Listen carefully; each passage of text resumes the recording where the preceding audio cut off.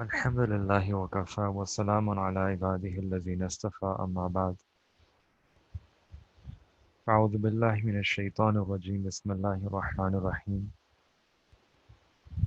وقل رب زدني علما سبحان ربك رب العزة عما يصفون والسلام على المرسلين والحمد لله رب العالمين اللهم صل على سيدنا محمد وعلى آل سيدنا محمد وبارك وسلم اللهم صل على سيدنا محمد وعلى آل سيدنا محمد وبارك وسلم اللهم صل على سيدنا محمد وعلى آل سيدنا محمد وبارك وسلم.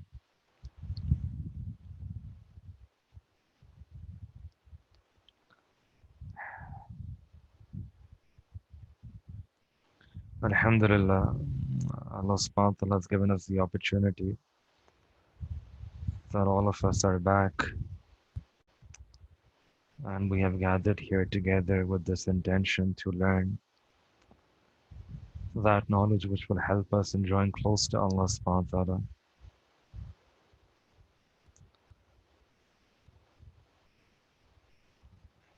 And we should be very grateful to Allah subhanahu wa ta'ala that Allah subhanahu wa ta'ala has blessed us with this opportunity,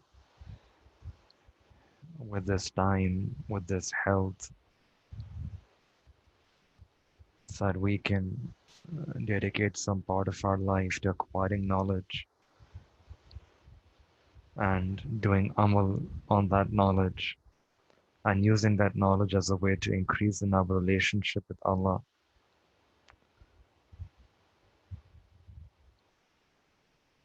We look at some of the classical texts, the classical themes, the classical writings on this discipline, which I've loosely described as Islamic spirituality, or you can say love for Allah, or you can say tazkiyah or ihsan or tasawwuf, right? So loosely, which we're calling spirituality in Islam. And we want to look at the masters of this tradition, the ulama of this tradition. And I'm specifying ulama because sometimes, you take anything in Islam, any person, any media, any person can come on the TV and they can say whatever they want to in the name of Islam. And sometimes people get confused when they hear these things coming on the TV or now in the social media. So that's why it's very important that when you want to understand anything about Islam, our source needs to be right, and we have to take our ilm from the people of ilm. And the people of ilm are the ulama, and the Prophet ﷺ said that al ulama warasatul anbiya, that the scholars are the heirs of the prophets. So whether we are taking ilm of hadith, so ilm of hadith needs to be taken from the ulama of hadith, who are the muhaddisin. So you study the works of the muhaddisin and see what they have written about hadith scholarship and how they have understood their field. If you want to understand Quranic tafsir, we look at the writings of the mufassirun. How have the mufassirun, the ulama of tafsir, the masters of tafsir, how have they understood Quran? And in the same way, if you want to understand spirituality or this dimension of ihsan, we should look at the ulama of this tradition, the masters, the scholars, the experts of this tradition, and see what they have written about this tradition, how they have understood this Sharia science of Islam. So that is what we intend to do in this course. Look at the ulama, the writings of the ulama, the masters of this tradition, and see what they have written. And inshallah, next class, I will give you a proper course outline about the readings that you will have in this course.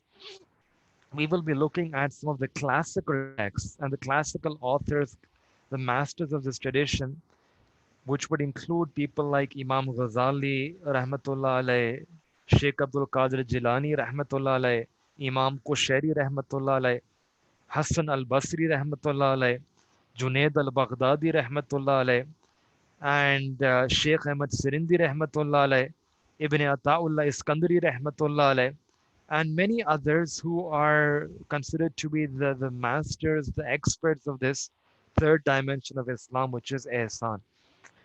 So inshallah, we will be looking at a number of different classical authors, not one or two authors, like I said, but a range of authors spanning the entire tradition.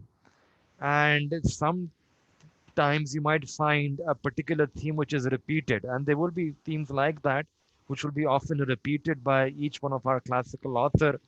And we will look at some of their more famous writings in this course.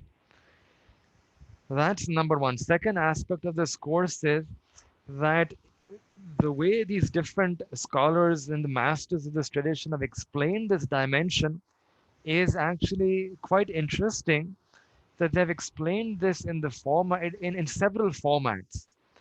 So for example, you have a standard format which is what you call a risala. That in some cases you will find them writing a risala, in which risala means a treatise, in which they're explaining some aspect of this science, of this Sharia science. So that's one genre of writing that you will find, risala writing, and we'll look and explore what is a risala, what are the teachings that they write, what that they impart in those risalas, how is the risala structured. We'll look at the stylistic features also as we go along. Second genre of writing is what we call an autobiography, and we will look at one or two autobiographies uh, that will give you a glimpse of how one very famous autobiography is actually that of Imam Ghazali. He wrote Al-Munkid min ad-Dalal, Deliverance from Error, and I was like, maybe inshallah very soon we'll come to that autobiography and we'll go through that. Similarly, there are about seven, eight. In fact, this is one of those courses that we also teach to our university students, and there we actually go and do 10 different genres of writing in this tradition. So there is maktubat, which are letters. Sometimes the masters of the tradition, they would write letters to their students, and in those letters they would impart teachings of the tasawwuf, teachings of how to draw close to Allah subhanahu wa ta'ala. So we'll look at some of their letters.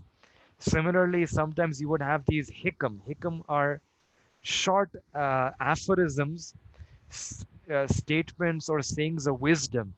And this genre actually goes all the way back to the Prophet ﷺ. When you study Riyadh Salihin, or even before that, Zadut Talibin, short, succinct statements, but which are very comprehensive in their meaning and full of wisdom. So, for example, kun fi dunya ka'annaka gharib aw abiru sabil, that be in this world like a traveler, like a stranger or a traveler on the path, right? That's a very, very deep, very comprehensive statement, but it's a one-liner. It comes from this genre of writings which is known as hikam, wisdom, aphorisms, words of wisdom. And you will, inshallah, we will look at some other very famous classical texts which are written in this genre. Then poetry. There is no, Islamic tradition is full of poetry, and not just Islamic spirituality. In fact, poetry is the hallmark of Arabic language. In fact, almost every Sharia science, you will find there are some authors, some ulama who have tried to incorporate, different Sharia sciences, at least the principles of those Sharia sciences in poetry. And this is quite remarkable that things like very complicated, very complex things like principles of Islamic jurisprudence, usulul fiqh. Now, for those of you who have studied usulul fiqh, you know it's very complicated, very dense. But you have books where ulama, they have tried to encapsulate and summarize those principles of Islamic jurisprudence in the form of poetry. Likewise, the in rules of inheritance, they're very complicated. That the deceased, who does he leave behind, and what will each person get? And again, we have a whole poetry which summarizes the rules of inheritance in Islamic law. And this actually goes to show you one feature of Arabic language is it's a very robust language. Arabic tradition, it was a very linguistic tradition, very robust language, and the Arabs were very proud of their tradition. And that's the hallmark of how robust this language is, that they would be able to put everything, anything and everything in poetry form. And all the more you will see poetry in this third dimension, which is Islamic spirituality. Definitely, you will see ayat of the Quran, you will see ahadith mubarakah in their writings. They will mention the statements of the Sahaba, they will mention the stories of the early pious predecessors. But then from time to time, they will also, mention certain poems or poetry. Because again, this is that dimension which transcends rationality. Like the Prophet ﷺ said that worship Allah. How did he define ihsan? That ihsan is that you anta'budallah ka'annaka tara, that you worship Allah as if you see him. Now just step one, what does it mean that you see Allah? How can you worship Allah as if you see him? Your rational mind is telling you that there's no way you can see Allah. But the Prophet ﷺ saying that you worship Allah as if you see him, which means that there has to be something, some understanding, some level of comprehension which is beyond, which transcends rationality. And this is that spiritual dimension where a person experiences that closeness with Allah. And sometimes that closeness with Allah cannot be encapsulated with words in prose form. And that's why poetry, because of the wus'at and the expansiveness there is in poetry, it's actually easier to express those feelings that a person feels when they're near to Allah or when they're close to Allah. So, for example, uh, Maulana Rum Rahmatullah alayhi, he wrote down his famous Masnavi. And inshallah, we'll show to you some aspects of Maulana Rum Rahmatullah alayhi's poetry, and contrary to what the media tells you, and how they've distorted the meaning and the message of Maulana Rum Rahmatullah alayhi, you will see how his poetry speaks about the importance, about the very, about the urgency of following the Sharia, and how he links Islamic spirituality with the Sharia, how he emphasizes the importance of practicing spirituality within the boundaries of the Sharia. I'll show that to you when we come to Maulana Rum Rahmatullah alayhi. And I will also show how the media have sort of distorted his teachings today. And today, if you think about go to any top bookstore, you will find a Rumi, right? Or books by Rumi, and they're like the number one bestseller. But unfortunately, many of those books, they have been taken out of context. They are completely decontextualized and taken out from their original context, which is the context of the Sharia. And now when you read it, it seems as if, it has no link with the Sharia. That's unfortunate. Sometimes it happens because of ignorance. Sometimes it happens because of a deliberate misrepresentation. But I'll show that to you when you come to Maulana Rum Rahmatullah alayh. As far as Maulana Rum Rahmatullah alayh and his writings and his poetry and his message is concerned, you will see that the kind of tasawwuf, the kind of ihsan, the kind of spirituality he speaks about is very much that spirituality which is anchored firmly in the Quran and the Sunnah, and which is within the parameters of the Quran, Sunnah, and Sharia. So, poetry, I was saying, is another very robust avenue because sometimes your feelings cannot be expressed. I remember the first, about 10, many years ago, we read one poem written by a classical author, which was about the love for Allah subhanahu wa ta'ala. And we still remember that we read that and we felt that how is it possible that a person could feel so much love for Allah in their heart that they can express that love using such poetry. And then to sort of think that if a person has if they're expressing this poetry just by reading those words, the reader feels love for Allah subhanahu wa ta'ala in their heart, then how much love would the writer have in his heart when he would have composed these poems in the love for Allah? And that became like a motivation, incentive, that how is it that these individuals were able to develop themselves so much that they could feel so much love for Allah that they could write such poetry, they could write such words whereby just reading that word, you feel close to Allah and you feel nearness to Him.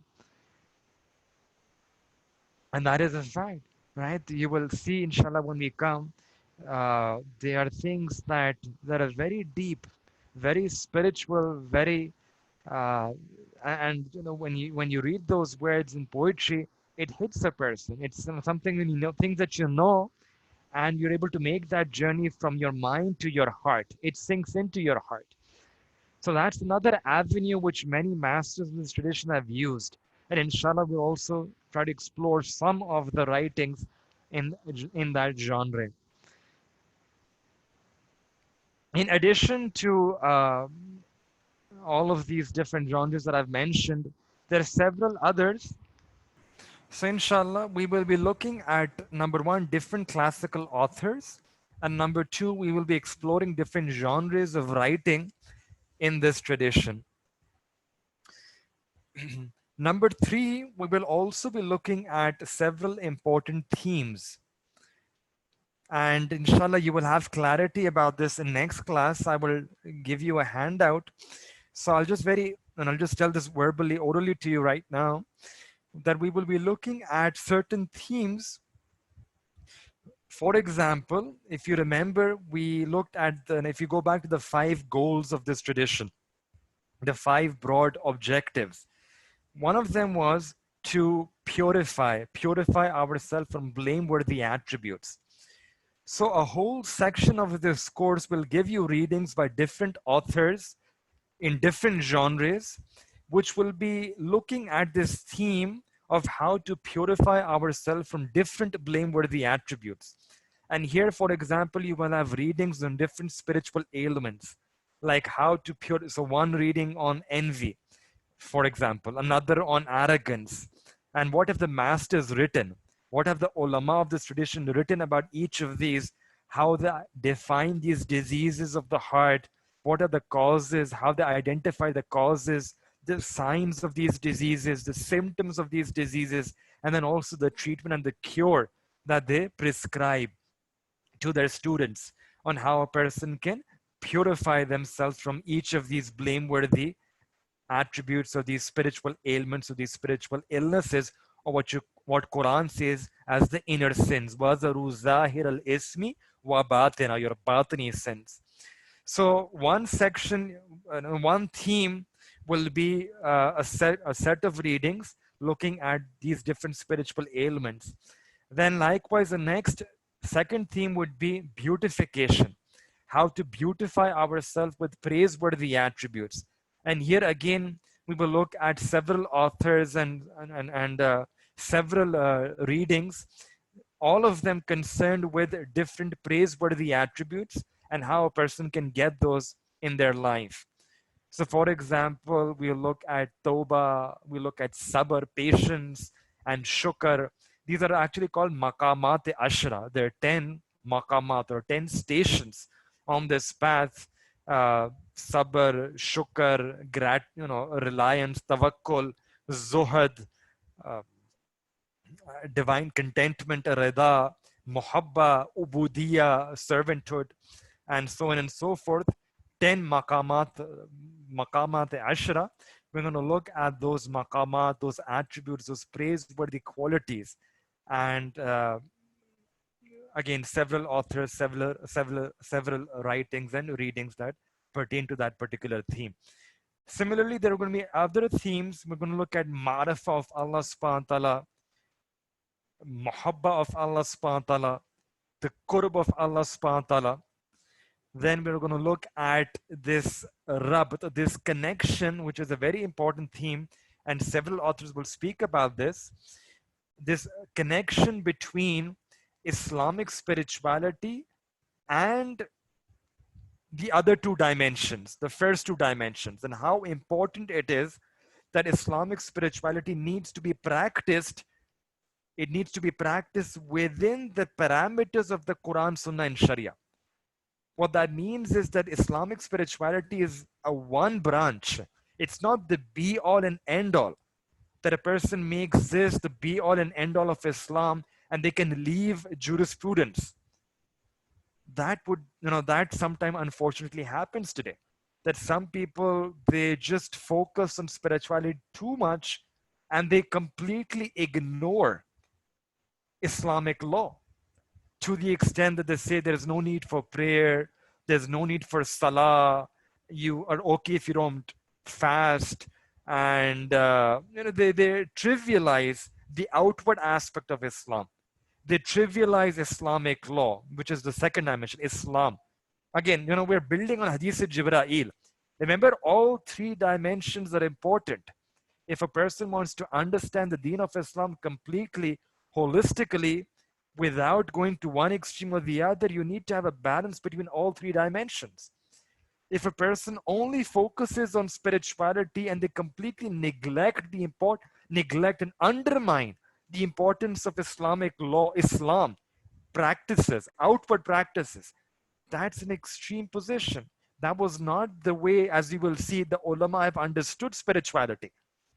The way the ulama, the masters of this tradition, have understood this dimension of ihsan is to be one aspect of deen, which has to be interrelated to Islamic law and has to be interrelated with Islamic belief, Iman, Islam. Hence, it has to be practiced within the parameters of the Sharia. It's not outside the Sharia or beyond the Sharia or transcends the Sharia. It's something which is practiced within the confines of the Sharia.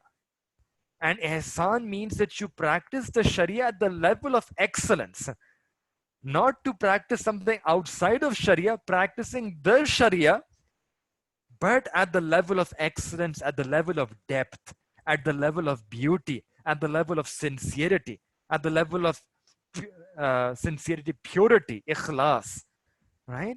That is how the master, and you will see this, I'll show this to you, how each and every one of these, the ulama, how the masters of the tradition have understood this science, that this is a Sharia science. It cannot be divorced from the Sharia. If someone says that I'm going to practice spirituality in my own way, I'm going to draw close to Allah in my own way by dancing and singing and grave worshipping and all those other kinds of things, that type of a Sufism would be rejected by the ulama of this tradition, because they will say that these practices are not within the Sharia. This is not a valid way. So spirituality needs to be practiced within the parameters of the Sharia. And the parameters of the Sharia are given to us by Iman and Islam. Iman gives us the conceptual, the thinking, your belief. What is the Aqidah? If someone says that my Aqidah is that I'm going to become one with Allah, na'uzubillah, right? That I'm going to draw so close to Allah that I'm going to become, then that's going to be incorrect. Because Allah is Allah. That's Aqidah teaches you Allah is Khaliq. Everything else is makhluk, creation. Nothing, no one can become like, right? No one can reach that level. So Aqidah has to be correct, proper Aqidah. Nothing will be allowed which contravenes the Aqidah. And similarly, proper practices.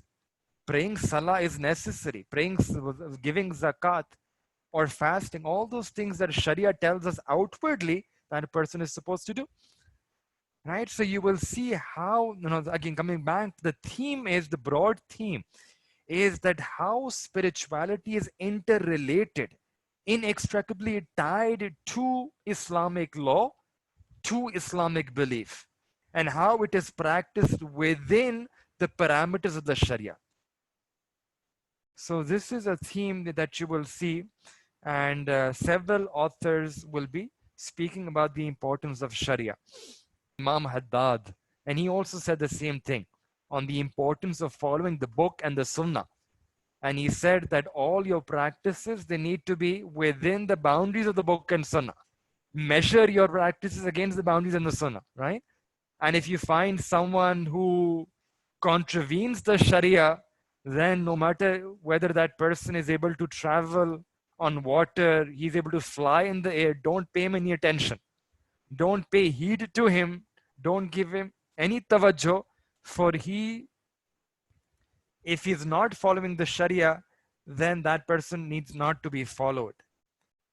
because the yardstick, the touchstone on this path is following the Quran, Sunnah, and the Sharia, not whether a person is able to fold up distances or walk on water or fly in air or do these miracles. They would say, al istiqamatu fawqal karama, that to be have istiqamat, perseverance on the path of Quran, Sunnah, and Sharia, this is greater than any supernatural occurrences or any miracle or any similar unnatural occurrences that a person is able to do, right? The main thing is following with istiqama, the path of Quran, Sunnah, and Sharia.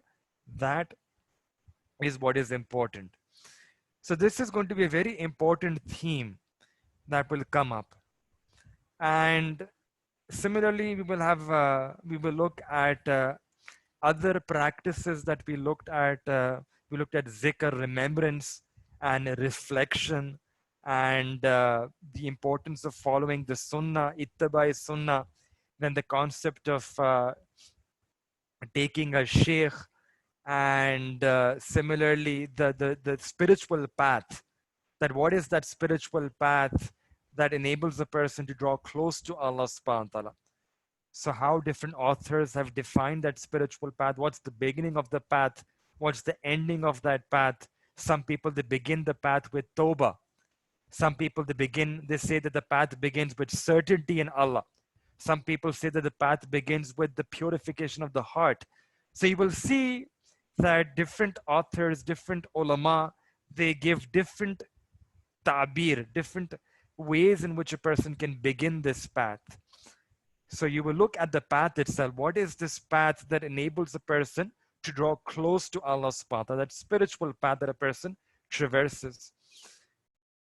And then what's the end of that path? And you will see one thing that many, in fact, one common theme that you will find in the reading is at the end of the path, they will say there is some ikhtilaf on the beginning, but one of the endings of the path is ubudiyah, that a person reaches the end, which is they reach a state, a station where they realize that we are the abd of Allah subhanahu wa ta'ala, and they practice. We, all of us know we are the abd of Allah, but they experience the reality of being the abd of Allah subhanahu wa ta'ala. And that's the greatest maqam, the greatest rank, the greatest closeness any person can get when they reach that maqam where they feel, where they experience the reality of being an abd of Allah every single moment of their life. And that's what we mentioned before also, that the Prophet said that this is the exalted maqam. Like we say, Ashhadu anna Muhammadan abduhu wa rasuluh. First we testify to the ubudiyya of the Prophet and then the risala, the messengerhood of the Prophet. So again, coming back in this course, we will be looking at different authors, and authors, by authors I mean the masters of this tradition, the ulama. Number two, we'll be looking at the different genres, how the styles of writing and how these teachings have been imparted by the teacher to their students. And number three, we'll be looking at some selected important themes, some the themes that recur, that are important in this tradition. All right. So this is a brief introduction about this course. And like I said, inshallah, next class, I'm going to give you a handout which explains some of these things that I mentioned to you orally. So we're going to start this course with the first reading, which is actually a letter. So in terms of genre, it's a letter, and it is authored by perhaps one of the most important figures in the Islamic scholarly tradition, which is Imam Ghazali, Abu Hamid al-Ghazali, rahimahullahu ta'ala. And that letter is called Ayyuhal Walad, letter to a disciple. Now, before I come to this letter, let me explain to you why we are starting with this work, and also about the author of this work. I had a number of options which classical text to begin with. Normally, when I teach this course to my university students, I bring this letter slightly after a few weeks. First, I begin with some basic introduction. But in your case, I already had the introduction. You know, the last whole semester was the introduction. And I don't need to repeat that. All of you are familiar with that. All of you were, uh, you took notes, you were examined on that, you gave your exam. And there's no need for me to repeat that introduction. So all of that, I want you to keep all of that in your mind because I'm building. Like I said, this is a sequel. So remember what is the goal, the remember the practices, keep that name, spirituality, the different, whatever you studied about the historical development, all of that, that should be fresh and mustahzar in your mind, aware, you should be aware of all of that that you have studied in the last semester. Then again, there is another very important work by Imam Ghazali rahmatullah alayh, which is his autobiography called Al-Munkid min ad-Dalal. And I was thinking whether to start with that or this. But I favored this one, Letter to a Disciple, because of several reasons. Number one, it follows from where we left, as you will see. And number two, it's something which all of you can every lecture inshallah will be beneficial, where every page almost, in fact every sentence is very, very deep that he writes in this letter. It's very instructive. And I thought that it's better to start with something which is strong as opposed to starting with something which is an autobiography. That autobiography is also very important, and I'm going to come to that maybe after this. And in that autobiography, Imam Ghazali rahmatullah will give you a sense of what his life is like. Since we will be doing the autobiography later on, what I'll do right now is, before we start this letter, I want to give you an introduction, a brief introduction to the life and the achievements of Imam Ghazali. Know that Allah subhanahu wa ta'ala has blessed this ummah with Nabi alayhi salatu wassalam. Nabi alayhi salatu wassalam is rahmatul lil alameen, khatamun nabiyyin. And just like Allah subhanahu wa ta'ala gave this ummah the greatest Nabi, sallallahu alayhi wasallam, in the same way Allah subhanahu wa ta'ala gave this ummah the greatest Sahaba radiyallahu ta'ala anhum ajma'een, and the greatest Siddiqeen and Salihin in the history of any ummah. The greatest of the Siddiqeen was Sayyidina Siddiq Akbar Abu Bakr radiyallahu ta'ala an. And these Siddiqeen, they will continue.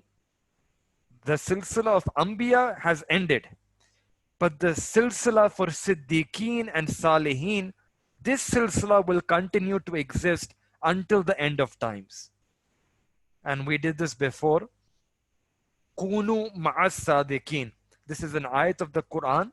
Allah subhanahu wa ta'ala commands us that Ya ayyuhalladhina amanu, that O people of Iman, ittaqullah, adopt taqwa, acquire taqwa, and the way to attain, the easiest way to attain taqwa, wa kunu ma'as sadiqeen, that put yourself in the company of the sadiqeen, siddiqeen.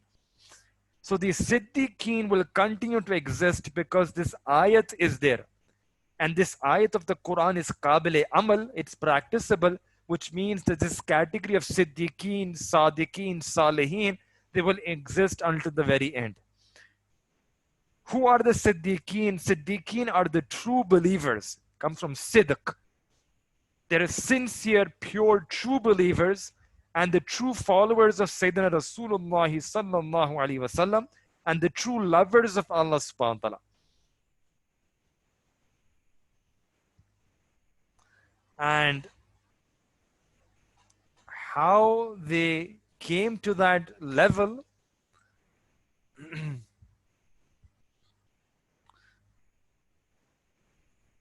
Is a very, it's another story.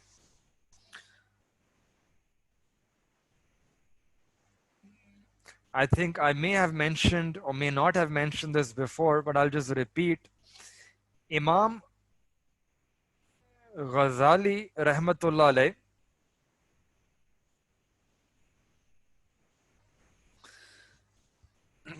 okay, before Imam, and it's an interesting story, especially when we look at Imam Ghazali Rahmatullah alayh. There's a Hassan Hadith where, and all of you know Hassan Hadith. Hassan Hadith means that it's Qabale Amal. It's not Za'if. The Prophet ﷺ said that at the turn of every Hijri, every 100 years, Allah subhanahu wa ta'ala will bring forth from the Ummah a person who would do tajdeed of the deen of Islam, who would revive the deen of Islam. And that person is known as the Mujaddid. This is something all the ulama have accepted, that there will be a Mujaddid. Now there's some difference. Some have argued that there could be more than one Mujaddid in one century. Others have said that there will be one Mujaddid per century, but for every field of Islam, every field of the Sharia. So different ulama have written who they feel historically before them was the Mujaddid of their time. When we look at the 7th Islamic century, perhaps one of the most agreed upon candidates for being a Mujaddid of that 7th Islamic century is Imam Abu Hamid al-Ghazali Rahmatullah alayh. He passed away in 1111 AD or CE. It's a date which is easy for all of you to remember. 1111. And he is known to be the Mujaddid, most agreed upon candidate for the Mujaddid. Mujaddid again means he revived the deen in some way which was critically needed at that time in order to keep the baqa, the sustain that deen of Islam. Now, in one of the other courses that we teach at university, we study one other work that Imam Ghazali Rahmatullah has written, which is his refutation of Greek philosophy, which is known as Tahafatul Falasifa. And in many Western universities and academia, they focus on that text. However, from the Muslim intellectual tradition, from our tradition, and our understanding of our own history, one of the major works of Imam Ghazali Rahmatullah was not Tahafatul Falasifa, was not that refutation of Greek philosophy. That was important, but not the major work. His major work, his magnum opus, was Ihya Ulumuddin. Ihya Ulumuddin is translated as the revival of the religious learning. This is a massive 40-volume collection in which he wrote down about different disciplines of Islamic learning, and he revived the different disciplines of the Sharia. 40 volumes. And inshallah, in this course, in this class that we are doing, we will look at a few volumes from that book. Some of them have been translated into English. So we'll look at some of those volumes and give you certain extracts or sections from those volumes which are relevant. In fact, just to give you the structure, the last 20 books, book number 21 to 30, book number 21 to 30 are about how to purify ourselves from blameworthy attributes, which is right there, one of the core aims of Tasawwuf. And in those 10 books, he picks every one book is about one spiritual ailment. He picks up one ailment and writes a whole book about that.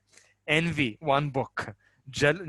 Arrogance, another book. Riya, ostentation, another book. Right? So 10 books on what he calls the purifying ourselves from the blameworthy attributes, from the muhliqat, those destructive vices, destructive sins. So those are book number 21 to 30. And then the last 10 books, 31 to 40, are about the praiseworthy attributes. Every book he picks up one particular attribute, like sabr, and he explains what is the reality of sabr, what are the means through which a person can increase in their sabr, mentions the Quranic uh, ayat and the hadith mubarakah that pertain to sabr, and then the stories of the Salaf Salihin, the pious predecessors, how much sabr they had, how they embodied sabr in their lives. Then similarly, he does this for another attribute, shukr, and then reliance on Allah, and then love for Allah, and divine contentment, and so on and so forth. 20 books are actually about how to purify ourselves from blameworthy attributes and how to beautify ourselves with praiseworthy attributes. It's a massive work. And gradually, I think book by book, all people are trying to translate that into English. It hasn't been done. All the books haven't been many of them have been translated, but the project is undergoing. Those that have been translated, we will study some of them inshallah in this course. Some of the greatest aspects of the legacy of Imam Ghazali Rahmatullah's Tajdeed are, number one, which many people in the West know, people in Western universities study, which is what I mentioned to you, is refutation of Greek philosophy. That's one aspect, which is definitely very important. He writes in what are the false philosophical doctrines of the Greeks, and the false ideologies, the false philosophies of his time, and he refutes them.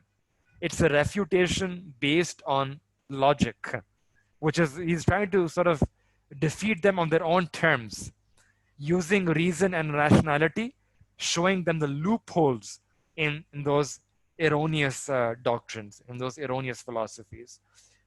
That's for one aspect of his tajdeed. A second aspect of his tajdeed is the revival of the spiritual aspect of deen. And he brings people to the feelings of deen. And he is particularly speaking to the ulama and tulaba, the teachers and students of formal Islamic learning. People who already had an understanding of Iman, first dimension, and who already were practicing. People who had the understanding of the second dimension, Islam. So people who already have the outward of Islam, they're praying their 5 days, 5 times every day, they're praying their salah, right? So he's speaking to them, the ulama tolaba. And I'm going to come to this, he himself was a very, very big alim. He himself, in fact, I'm going to speak about briefly about his own life. So he's going to speak to the ulama and the tulaba, and he's going to emphasize to them the feelings of the deen, the importance of this third dimension. Because these were people who knew the wordings of the deen, they knew the meanings of the deen, but he was trying to bring them to the feelings of the deen, to experience those feelings in their life, to experience those feelings in their salah, for example. And in fact, this letter is also addressed to one of those students who is actually a student of deen. And that's why I actually felt this would be more relevant to you, because all of you are learning, all of you are students of deen. So you will see how he writes this letter to one of his students who was also a student of ilm deen. And you will see the kind of nasihat, the kind of advice and counsel he is giving to a student. And as far as all of us, this advice will be very important. Coming from Imam Ghazali Rahmatullah, we see what is that advice. And we have this now available to us, and it's 30 pages. And we can benefit from his advice that he's giving to his student.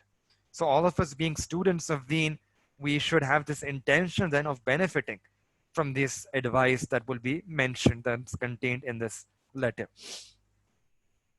And then the third aspect of his tajdeed, third legacy, is that not only he emphasizes the spiritual aspect of deen, but he goes forward and he formally articulates what is this dimension of spirituality. He gives an articulation of tazkiyah, of tasawwuf, of what we are calling loosely as Islamic spirituality. And that is his magnum opus, his work, Ihya Ulumuddin. Inshallah, that we're going to come later, right? First, this is the work which you see that he is giving an advice or a counsel, right? And then later on, we're going to look at, formally, we're going to look at and examine closely his articulation, how he has articulated this dimension of ihsan, this dimension of tazkiyah and tasawwuf. Imam Ghazali, he was born in 1058, 1058 or 1059 AD and passed away in 1111 AD. He was born and raised in a place called Tus, which is now in modern day Iran, which means that ethnically he was a Persian, Ajmi. And in that society, the language that was spoken was Arabic. So he was a native Arabic speaker without being natively Arabic.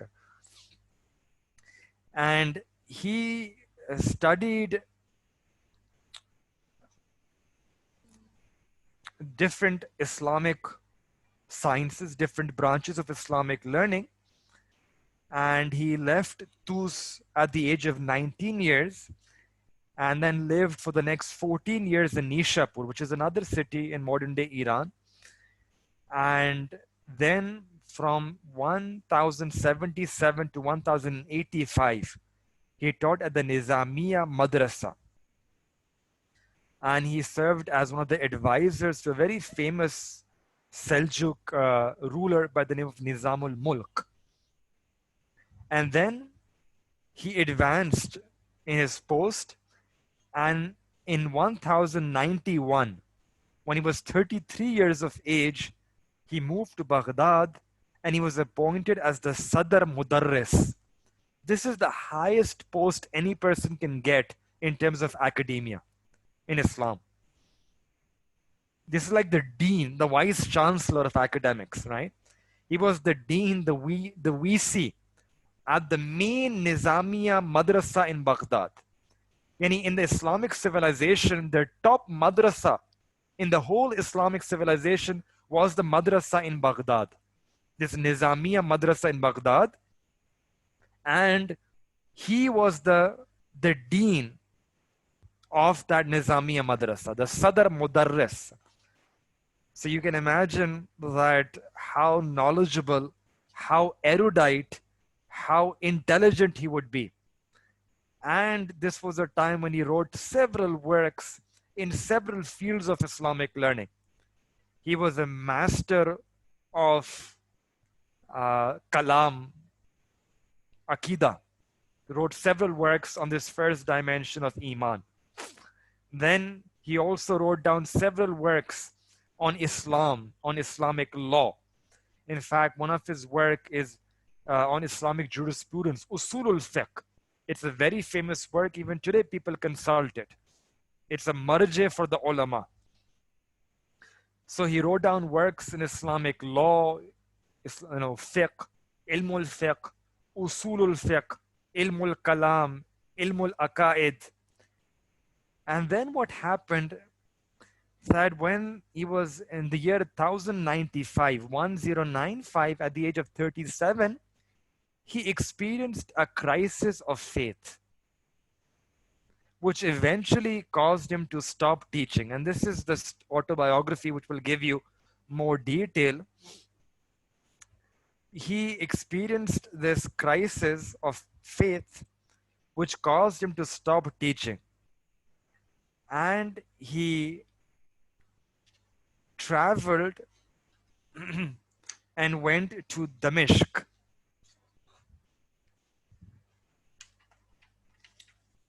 Which is your Damascus. He went on a journey. Damashq, Baitul Muqaddas, Makkah Mukarramah, Madinah Munawwara. And this traveling took him about many years. And then he returned back after some time to Baghdad.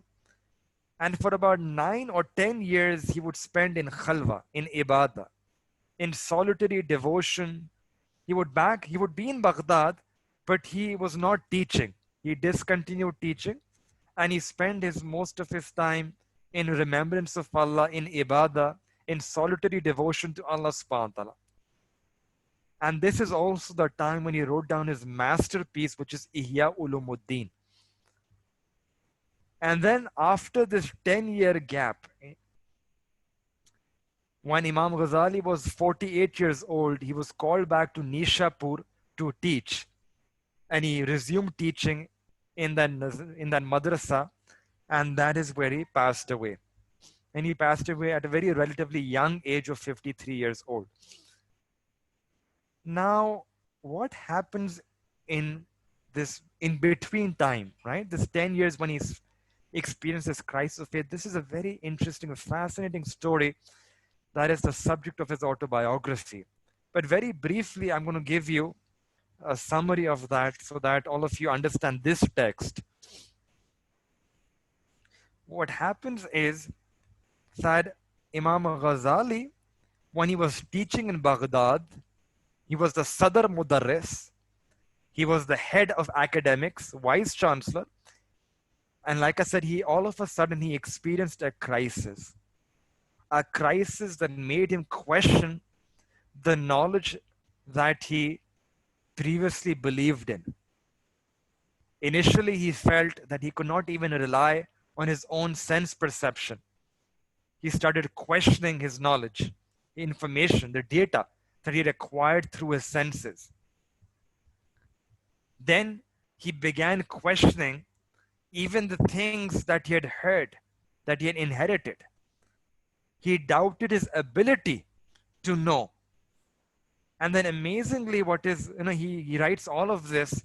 He says, I went through this crisis not while being a secular student. I wasn't studying philosophy at a university, right? He was going through this crisis while being one of the most renowned ulama and the scholars of his time, who was the Sadr Mudarris of the greatest Islamic institution in the Islamic civilization at that time. That is when he's going through this deep crisis. He's going through this crisis while he has this deep ilm of tafsir of the Quran, hadith, sunnah, sharia. And he does not go through this crisis while living in New York, right? Or Paris. He's going through this crisis living in Baghdad, the cradle of Islamic civilization of that time. A city of ulama, a city of awliya. And he does not go through this crisis having not met any real practicing Muslims. No. He goes through this crisis having seen real mu'mineen and real muslimin. Thus, we cannot overstate the profound magnitude of this crisis. And during this time, he continues teaching, and eventually he realizes that whatever I know, that I know things intellectually, but I haven't experienced this ibadah. I haven't experienced this ma'rifah, this intimate knowledge of Allah. Whatever I have, all of this is just outward. I don't have this deep awareness and intimate ma'rifat of Allah. And that puts him on a quest. This quest to attain conviction. This quest to attain reality of his ibadah. This quest to attain the feelings in his ibadah. This quest to attain this intimate, profound knowledge, this ma'rifah of Allah subhanahu wa ta'ala. That puts him on a quest. And Imam Ghazali rahmatullah alayh, he begins this journey and he investigates that who are those people who claim to know Allah subhanahu wa ta'ala with the truth and with certainty. And he identifies that there are four people. One category are the people of kalam. People of kalam, right? People of mutakallimun. Second category are the people of the people who are engaged in falsafa, the philosophers. third category are people who are known as the Imamis, the Batinites, the Shias of that time. And the fourth category are the people of Tasawwuf, the people of Tazkiyah. He says that these are the four categories of people who claim to know Allah with true and with certainty.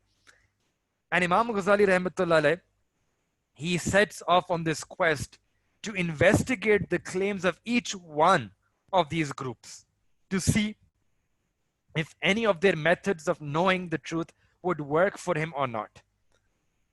So he goes through first the people of Kalam, the Mutakallimun, and he says that this method is useful for them, but not for me. This method is not, it helps to defend the creed of Islam from heretical innovation, but it does not enable a person to really know Allah intimately. Then after that, he moves to the second category, the philosophers of his time. And he goes, studies their books, and then he reflects on what they have written. And then after that, he says that they are also not claimants of the truth. They have errors in their doctrines. And they are people who have not been able to reach the truth. And he points out some of the doctrines which are contrary to Iman. He points out some of the doctrines which are heretical, which are bid'ah. He sort of does a very thorough investigation of the philosophers of his time and their doctrines, and he points out their errors. But he says that this also category is not the answer. There are people who haven't reached the truth. Then after that, he does the same for the third group, the Batinites, the Imamis. He says their method is also not leading towards the truth. And then finally, he comes to the fourth category, which is the people of Tasawwuf, people of Tazkiyah. And here he says something very interesting. He says that I started by first reading whatever I could read. Whatever I could read that has been written by the masters of this tradition. I'm going to actually give you some of the readings that Imam Ghazali himself read.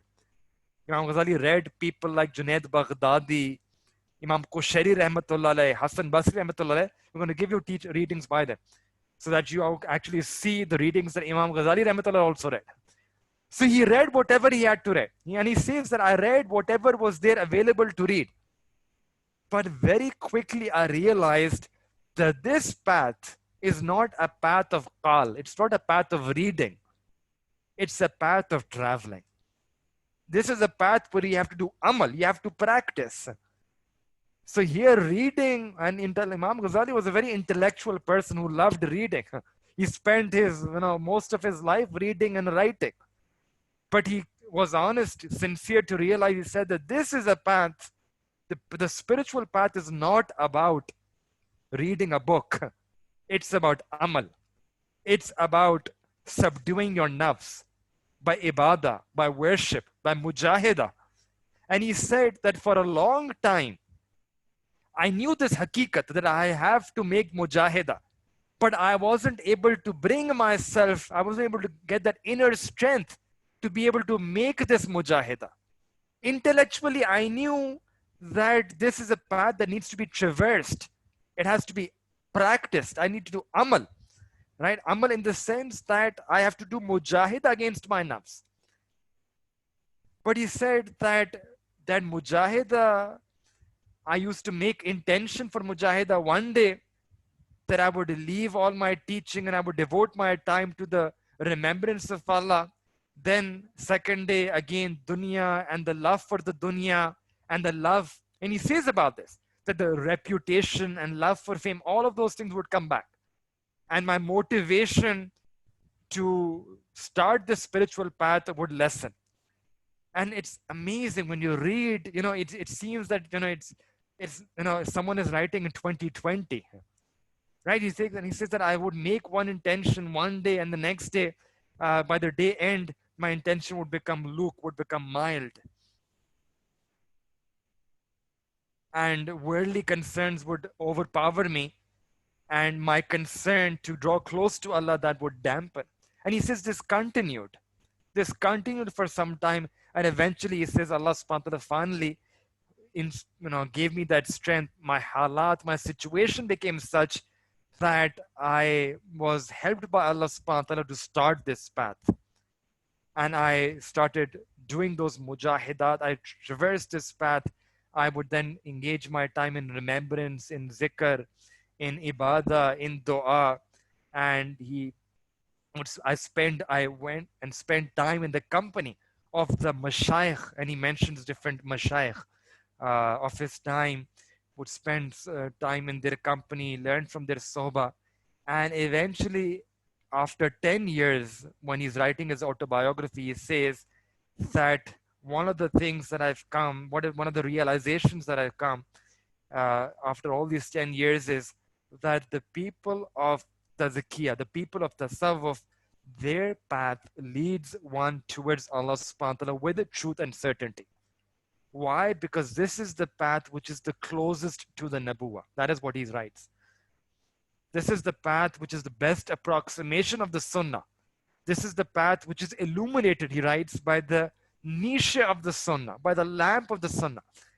And hence, because this is the closest to the Sunnah, this is the path whereby a person knows Allah subhanahu wa ta'ala, is able to get that intimate awareness, ma'rifah of Allah subhanahu wa ta'ala. They're able to get that reality of ibadah, of deen.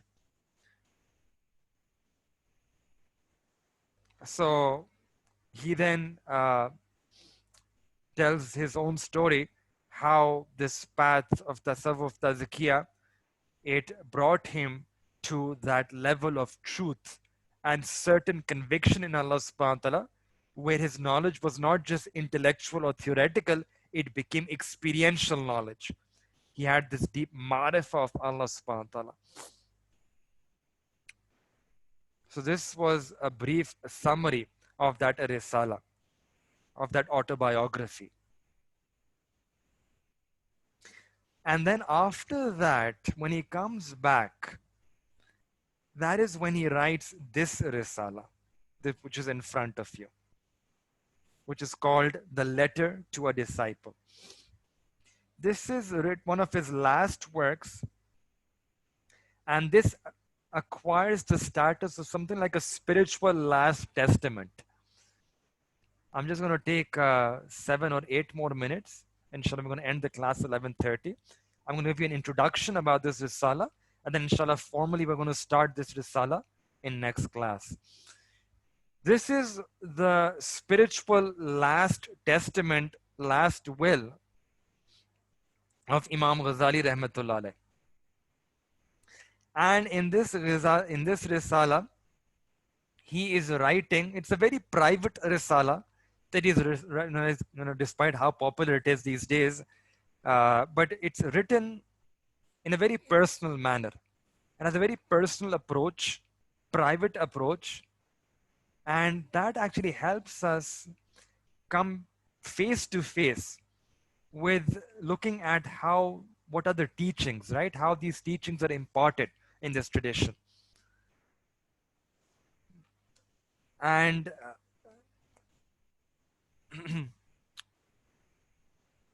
according to the introduction, as you're going to see, that a student comes to him and he asks that, oh, Imam Ghazali, that what I'm asking from you, that write for me what I need in a few pages.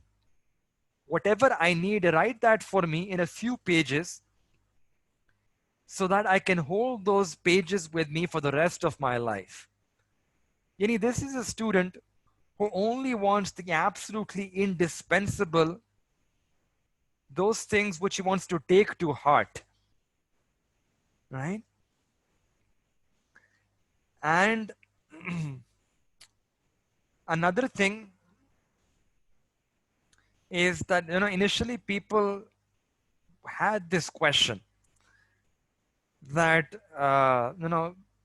this student, he was a student of Islamic learning. He had the Quran, he had the Sunnah. So why is he coming to Imam Ghazali with this question? He came to this because sometimes students would ask from their teacher that we have studied these Islamic sciences for so many years, but now we want the summary. We want what you call the lubbe lubab, the essence, the nichor. And that is what the student wanted, that he wanted in a few pages the summary of all those years of learning, something which he could keep with him for the rest of his life. And he says that I will stick to it. And this is the barakah of the sa'il, the questioner. He says, I'm not just asking for intellectual edification.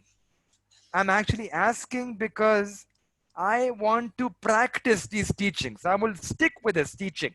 Whatever advice you give me, I will hold firmly to that advice.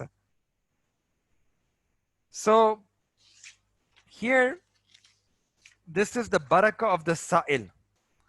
That in fact, you will notice that many risalas in our Islamic tradition, they're actually written in response to a questioner by a questioner. So here also a student comes up with a question and asks for an advice, asks for a counsel, that I'm asking your advice for not some intellectual curiosity, but I plan to stick to it. And like I said to you, the student, they would have these questions, right? So Imam Ghazali Rahmatullah Alayh, then he would write his answer. And as you will read that in his answer, he mentions Quran, he mentions Sunnah, and he also, what the student wants, again, add the tafsir of the Quran. So it's very, very, very vast. So sometimes people would want a concise, practical, essential manual for them to live by.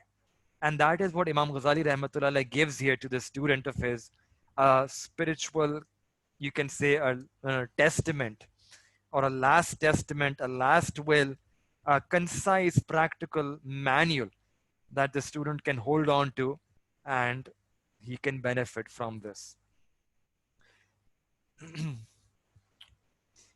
There are different manuscripts of this letter, of this risala.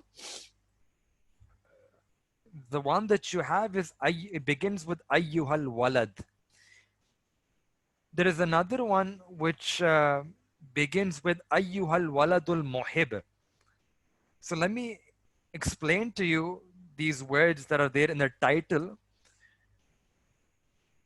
Ayyuhal Walad, this is actually a mistranslation letter to a disciple, because the word walad does not mean disciple. The word walad means a student. Means a student. Walad actually, in fact, walad means a son, not even a student, it's a son. So this is a letter which she is addressing Ayyuhal Walad to a son, and this shows to you that he's actually writing this letter to a student, but the relationship, the classical relationship that used to exist in Islam between a teacher and a student was very, very close. It was a very close relationship, so close that the teacher would view their students to be like their son. And that's why Ayyuhal Walad, that, oh my son. And in the other manuscript, it says Ayyuhal Waladul Muhib, that, oh my beloved son, or oh my dear son. So that actually is the literal, the translation of this Ayyuhal Walad. It's a letter to a son, or letter to my beloved son, i.e. my student. And here, like I said, this is a letter. It's a different type of a literature, which is specifically written by people who are writing to their students. And it sort of gives you a behind the scenes look at the system of instruction, the system of training, what goes on between a teacher and a student. Letters are also quite significant in the Islamic tradition because, again, they show you how important this teacher-student relationship is in the Islamic tradition. this model of a rabata. Remember, go back, rabata, this establishing contact, informing with the teacher is important for the spiritual development of a student. Thus, the students, they would ask, they would maintain a rabata with their teacher, and then the teacher side letters used to be written. Letters were used to build this relationship, right? Sometimes this would be mutual. You would seek advice using a letter from the teacher, and then in the reply would come from the teacher, also in the form of a letter. So this is a letter from Imam Ghazali, which is actually a reply to a student. And it also then shows to us what is this relationship, how a relationship between a teacher and a student is played out within the letter. So, Ya ayyuhal walad.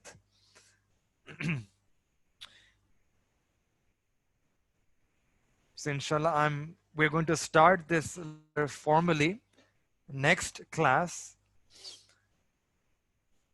And I'm going to ask the administration, the admin to inshallah email you this reading, the whole reading, so that you can do the reading before you come to class. Inshallah, our lecture will be a reading and a commentary. So the reading part you can do on your own, so that doesn't take so much time. Most of the time that we spend in our lecture will be on the commentary on the reading itself. So our lectures will be designed like a reading with commentary of these classical texts. So this is a letter. I think for homework, if you can do the first.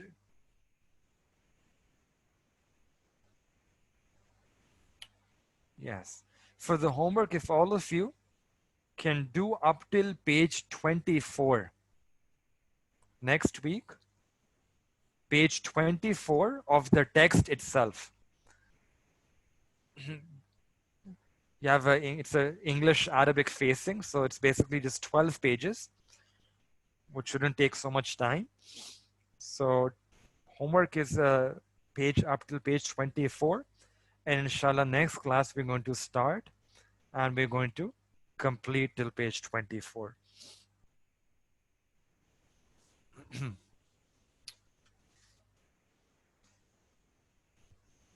Already given you the backdrop of this letter, right? Once again, that the person who is asking this question to Imam Ghazali is a student of sacred knowledge. And you will see that he says that I've read all of this, the Islamic sciences, Quran, Hadith, Islamic law, Islamic jurisprudence. I've been studying for so many years now, but I've come to you, oh my teacher, I need to know what is most beneficial for me. Even though I've studied all of these years, but tell me something which is going to be most beneficial for me and something which I can hold on to. And then as a reply to that question, Imam Ghazali Rahmatullah is going to give this, is going to give some nasiha. One thing that you will see, I should mention here, is that Imam Ghazali Rahmatullah, he's going to say, Ayyuhal walad, right? Ayyuhal walad, again, and the translator has, again, a few translation inaccuracies. One, I've said that Ayyuhal walad is not O disciple. Ayyuhal walad is O son. But if you want to take the other manuscript, it means O beloved son, right? So that's one thing that you keep in mind. And the second thing is this word, which again is they've translated master. They've translated sheikh in master as master in English. This also, I think, is an inaccurate translation. When you use the word master, sometimes in English, you can rub people the wrong way. The Arabic word is actually sheikh. Sheikh means like, teacher, like a mentor, a coach, a counselor, like a professor. The word for master in Arabic is malik. Malik is not the word that is used here. So it's inaccurate to sort of translate using master. The Arabic word that is used here is actually sheikh, which is more appropriately translated here as mentor or a counselor or a coach. Okay, these two things I just wanted to mention. Inshallah, the rest of the things we will do when we start this text next time.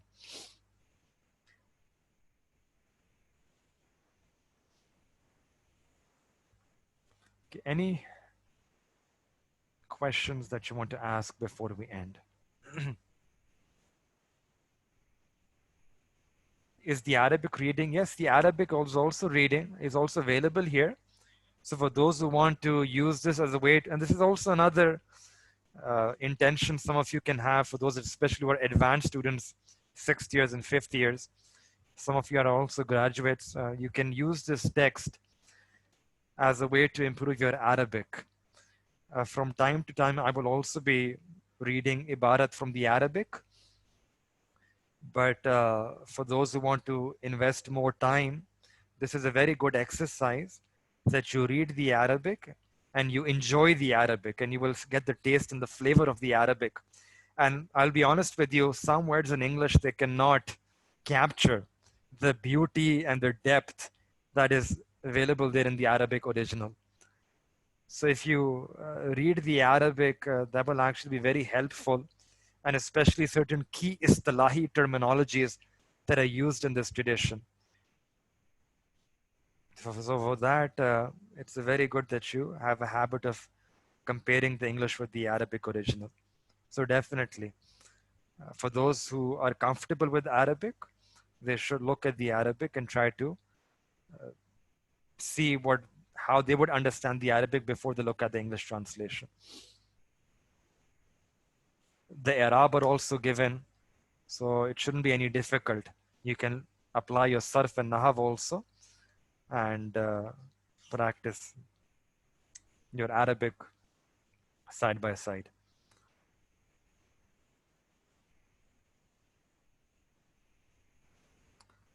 Yes, the recordings will all be available.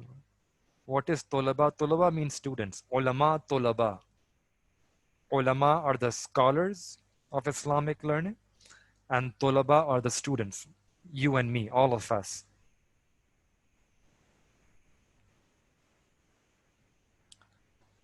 Zirva, some say he was a Sufi. Yes, that's another. Yes, so I mentioned Imam Ghazali rahmatullah alayh. Imam Ghazali rahmatullah alayh was a master of tasawwuf also. He was a master of ilm, master of the first dimension, which is aqaid. Number two, he was a master jurist. He wrote down works in Islamic law, Islamic jurisprudence.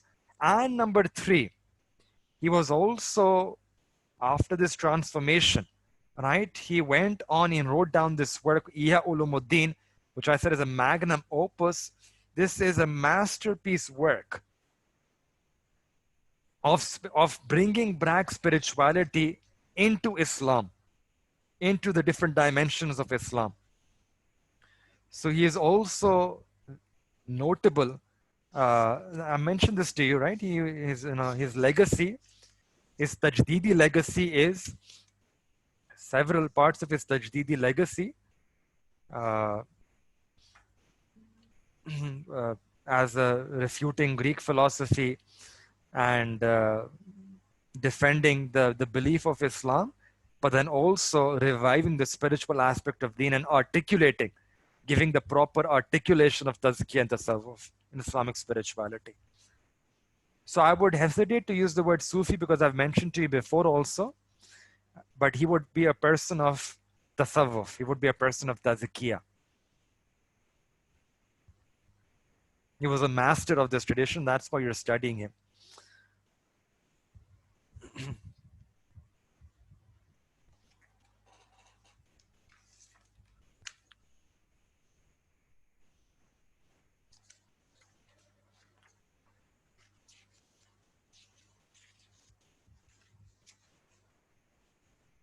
So again, in this whole course, I will be using the indigenous vocabulary as opposed to the English equivalents, which have their own context, in which have their own problems. So I won't be using the word like Sufi or Sufism. I would be sticking with the indigenous terminologies that we have in our own tradition. So the Sharia science for this discipline is ilmul tazkiya or ilmul tasawwuf. And that's the terminology that we'll be using. And that's what the ulama have consistently used without exception down the centuries up till today. The Muslim civilization, they agree that we need this thing, this Sharia science called ilmul tazkiya or ilmul tasawwuf. And people like even Ibn Taymiyyah rahmatullah alayh, he says this. Even Ibn Qayyim al-Jawziyah rahmatullah alayh, you're going to read about their writings also inshallah in this course. Ibn Taymiyyah rahmatullah alayh, he has written a whole commentary on Futuhul Ghaib of Sheikh Abdul Qadir Jilani rahmatullah alayh. He loves Sheikh Abdul Qadir Jilani rahmatullah alayh. And if Ibn Taymiyyah rahmatullah alayh, people say Ibn Taymiyyah, he says Sufi this, Sufi that. We should read him yourself. Ibn Taymiyyah has written a commentary of a work written by Sheikh Abdul Qadir Jilani rahmatullah alayh. He loves the Sheikh Abdul Qadir Jilani rahmatullah alayh. He refers to Sheikh Abdul Qadir Jilani rahmatullah alayh as A'immatul Huda, as the A'imma, as the Imams of guidance. And if he loves Sheikh Abdul Qadir Jilani rahmatullah alayh, case closed. Who is the Sufi if not Sheikh Abdul Qadir Jilani rahmatullah alayh? So Ibn Taymiyyah is not, yes, he has issues, he has certain issues with certain aspects, certain incorrect aspects of what is done in the name of Sufism, and that's fine, right? They're well expressed, but he is not against this Sharia science of tasawwuf or Sharia science of tazkiyah. This is one of the remarkable points of our this points of consistency in our civilization. That despite the many voices and the priorities that the ulama have, all the ulama, they've agreed, the Ahl Sunnah wal Jama'ah, they've agreed on this, that tazkiyah and tasawwuf, they're really necessary in order to operationalize Islam, in order to live Islam, feel Islam, practice Islam at the level of excellence. That cannot be done without this discipline. Even if you don't use that word for a particular reason, you say some other word, you say self-knowledge, or you use, inner development or inner improvement or zikr or muhasaba or sabr or shukr or husn akhlaq, good character. People use different vocabulary. That's fine. But the term that the ulama, the masters have used, usually the term that they have used, that they preferred to define the signs of this inner science is this, what I said to you, tazkiyah and tasawwuf, right? Ilmul tasawwuf or ilmul tazkiyah. That's the term which the ulama and the masters have usually preferred to use to describe their own discipline. Hence, we'll be also sticking with that terminology in this course.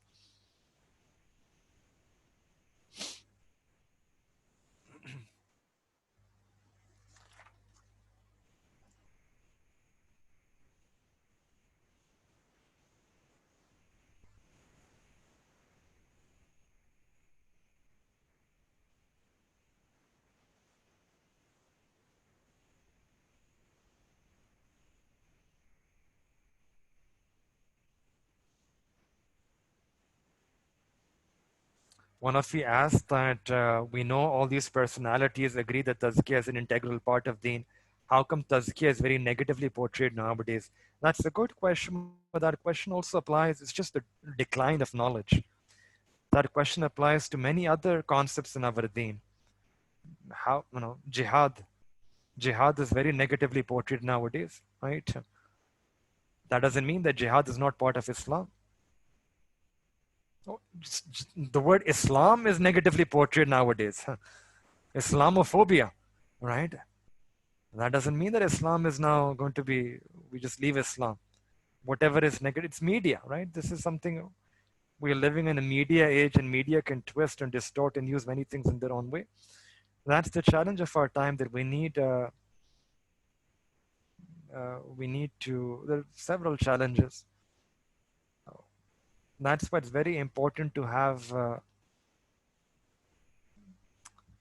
to understand the Deen through the Ahle Ilm.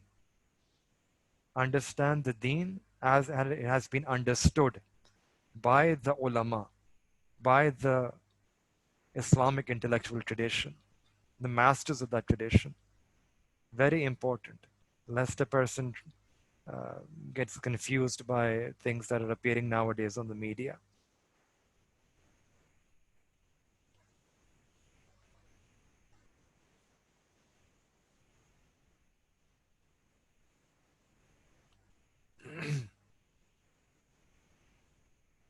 And yes, and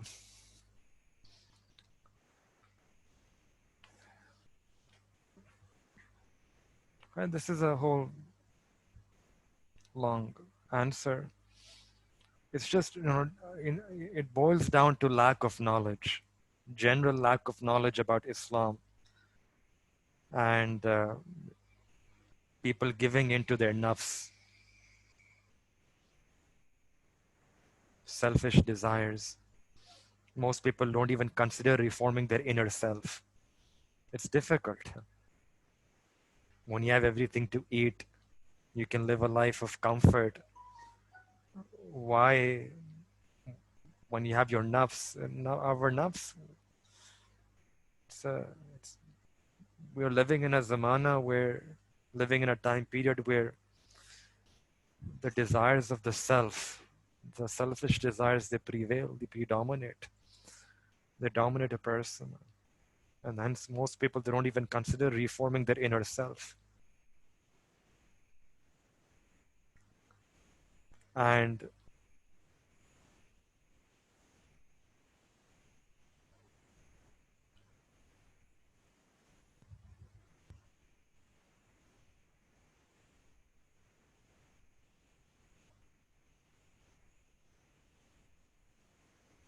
you have the extremes on either sides. There are some people are too severe, some and narrow-minded.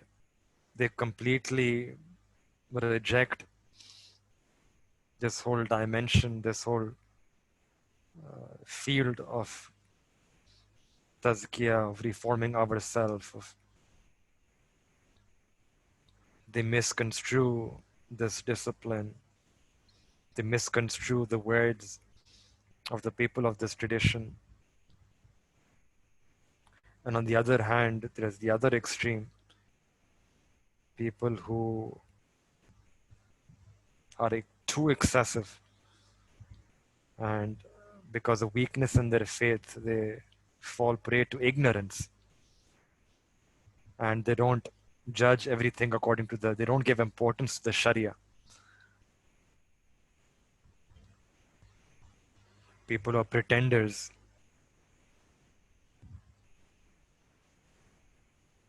So it's important that we look at the reality of tazkiyah, of this dimension, in light of the Quran, Sunnah, and Sharia. It's a valid Sharia science which has a balance, and the balance comes from its relationship with the other dimensions.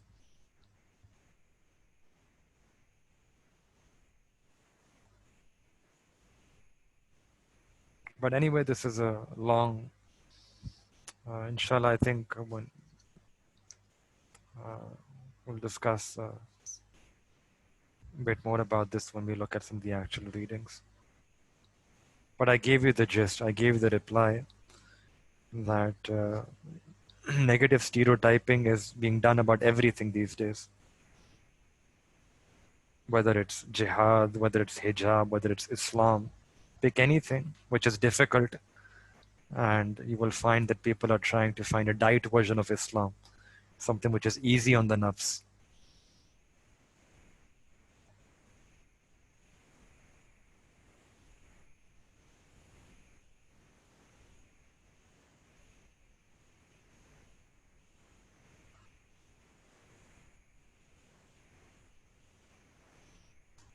Always remember this.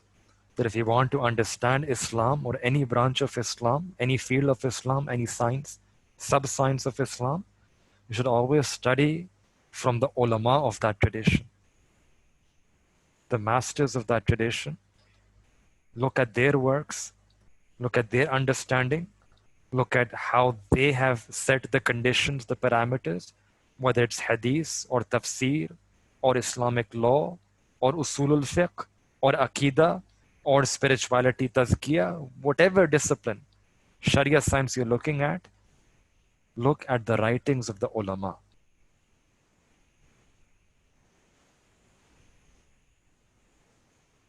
And that's what Allah subhanahu wa ta'ala commands us in the Quran. فَاسْأَلُوا أَهْلَ الذِّكْرِ إِن كُنْتُمْ لَا تَعْلَمُونَ. That if you do not know, Allah says, don't think on your own. Ask. Ask. Ask. Asking means that you have to establish, at least for that moment, a taluk, a relationship with a teacher. Who do you ask? Ahle dhikri. Ahle dhikr are those who are those ahle ilm who do amal on their ilm. There are a subcategory of ahle ilm. Ask the people of ilm, those people of ilm who do amal on their ilm. And who do amal on their ilm with ikhlas, with sincerity. That's what Allah is saying in the Quran. Allah subhanahu wa ta'ala is also saying the same thing, telling us that if you don't know, you need to know, there's some confusion, then ask. Don't investigate, research, Google, Imam Google. You should ask. And ask also, not every person that comes on the media and tries to speak in the name of Islam. Ask the Ahle Dhikr, the people of ilm, not the people of ideology. Again, you need to go back. We did IST workshop with you. Knowledge approach versus ideology approach. You should keep that in mind. Ilm versus ideology. Don't ask the Ahle Aql, people of intellect or rationality or intelligence, but lacking ilm. Allah says, ask people of ilm. People with deep, profound ilm takes time. Ilm takes a lot of time.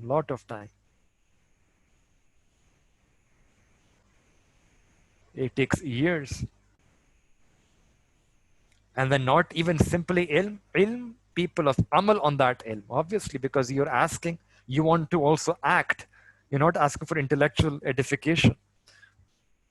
So ask people who act on their ilm. And they act with sincerity, ikhlas. They're not doing this for show off. They're not acting because they want to have more students. They're not acting because of fame. They're not seeking reputation, worldly fame, worldly gain. They're doing it out of seeking the pleasure of Allah subhanahu wa ta'ala. Ikhlas in their intention. So that's the category of people whom we're supposed to be looking at when you want to understand the deen of Islam.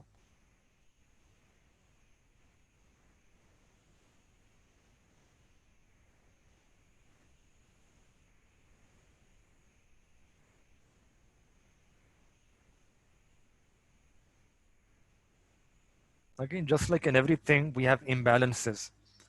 And even today also we have imbalances. One group completely rejects tasawwuf tazkiyah. Another group makes tasawwuf tazkiyah the everything of Islam. The be-all, end-all of Islam, so much so that they don't even pray. They don't even pray their faraiz. Both those things are incorrect. Both those approaches are incorrect. Tasawwuf, tazkiyah it's a valid Sharia science, but has to be done, practiced within the boundaries of the Sharia. Another reason why it's sort of negatively portrayed is, again, this is, again, you can understand that when you see certain excessive things that are happening, like singing, dancing, grave worshipping, these things, which have absolutely no basis in the Sharia. So sometimes the natural instinct, the reaction is that you want to throw away the whole thing. And that is unfortunately what has happened. That in their distaste for these things, which are rightfully so, singing, dancing, music, right? You want to sort of prohibit those things, take them out of Islam and keep them out of Islam. But in order to do that, sometimes people went the other extreme and they rejected all the valid practices of tasawwuf and tazkiyah. The no zikr, nothing, no sheikh, no bayah. They even rejected those things which are established in the Quran, Sunnah, Hadith. So that is unfortunate that you throw the baby with the bathwater, right? You want to throw the bathwater, that's unnecessary, that's excess. So you throw the practices which are outside of the Sharia, you reject them, throw the bathwater, but you don't throw the baby. You keep the baby, right? You keep the valid practices of tazkiyah. Valid because they have a basis, right, in the Quran, Sunnah, and Sharia. So that would be a better approach. That would be a moderate approach, and that is the approach of the ulama of this tradition. That they are not on the either extremes. One extreme throws the baby and the bathwater. The other extreme is that they keep the baby and the bathwater. Right? The i'tidal is center moderate approach, which is the approach of the ulama. They keep the baby and they throw the bathwater. And that is what you're going to see, inshallah, in these readings, in these writings.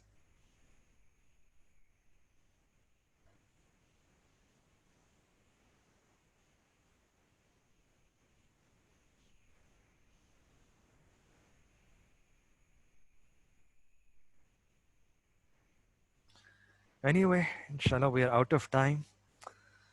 We're way over time. This class was supposed to end 11:30. Inshallah, so we'll forward you the reading, and all of you, inshallah, take some time out to do the readings. And inshallah, we'll continue this next time. Jazakumullah khair. Assalamu alaikum wa rahmatullahi wa barakatuh.